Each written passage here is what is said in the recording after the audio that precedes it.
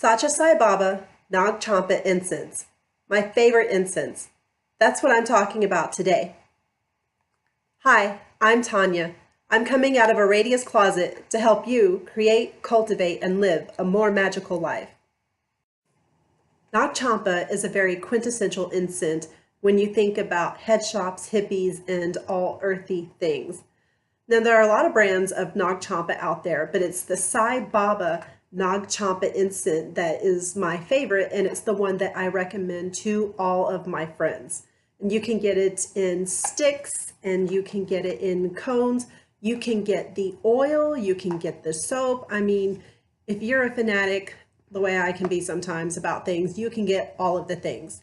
So incense, why do we burn them in the first place?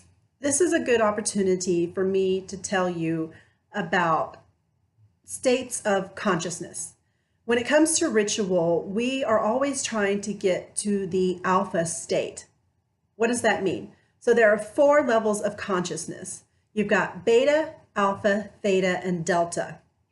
Beta is kind of this consciousness where if you're talking with somebody and you're in an activity, that's beta.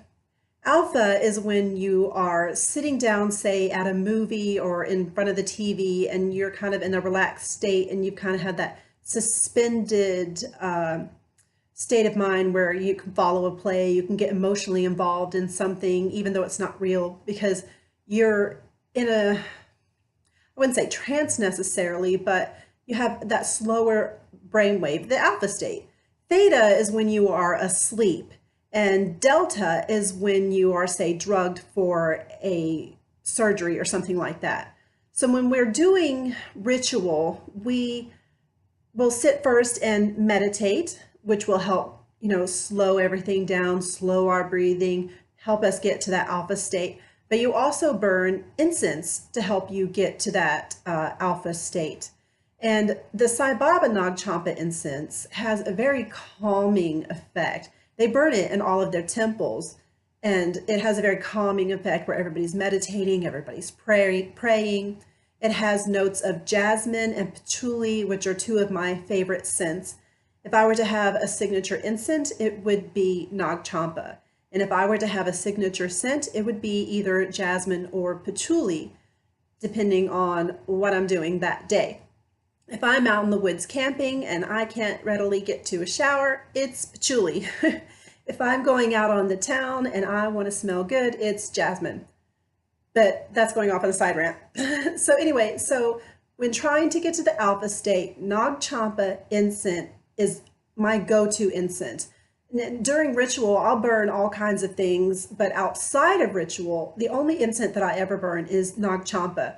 And then it's my go-to incense when I am doing any other type of ritual.